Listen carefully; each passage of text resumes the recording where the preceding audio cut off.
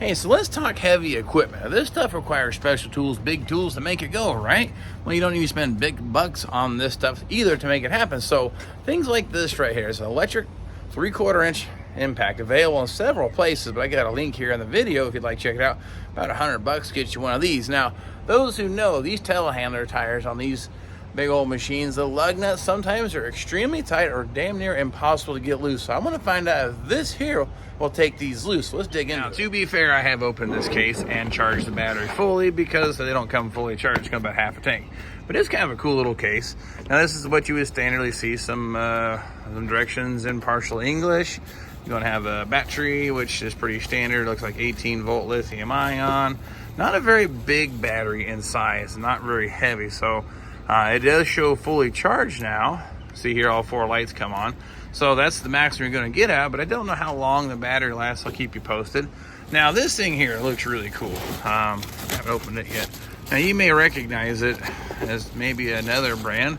We'll call it Makita, so maybe this is a Fokita, but don't cost nearly as much as the Makita one here. Now this thing's heavy. It's got some weight to it, so thinking that's going to be all right. And it even comes with a socket. This is the really cool part. I think, oh, I just tore it.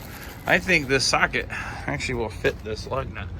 This makes it even a better buy. So it comes with that. Now, the only thing I don't know is, will the gun clear this? I may have to go get an extension. So let's find out. Now, this should be self-explanatory, right? The battery should just go right on here. The first couple of times trying to get that battery on, had a little trouble. About the 4th time on, it's clicking and working okay now. So that seems to work okay. We got a power setting here on the front of it, kind of like most electric impacts. So that's nothing out of the ordinary. But now the true test, will it remove these lug nuts? All right, we'll give this a whirly whirl, and it seems to clear okay, so that's all right. Which way is which? Okay, cool. Now, let's see what happens.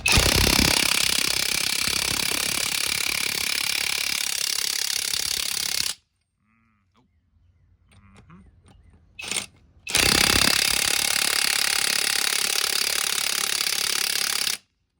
Nope. Well, I don't think it's going to work to get these loose. I was really hoping that this was going to be a solution to this problem. Hey,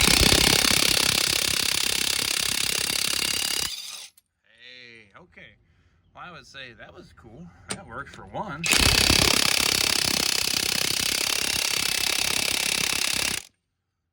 Well, that's a big ask to see if he doesn't come loose. Typically, the tire guys that install these things use a 1-inch big old air gun on them, so I suspect they're probably over torqued, but they got one loose. Well, being that it even got one loose, I'm gonna call that kind of impressive. All right, so it doesn't work on the Cat. So we've got other pieces of good, easier equipment on here. There's the Skytrack, same lug nut, same setup. We're gonna give that one a whirl. See if it busts these. Go. Start with that one here. Come on now. Okay, that's better.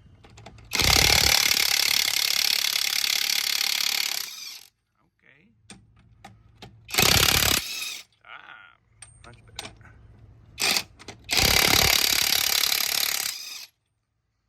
All right, I need to run those back on.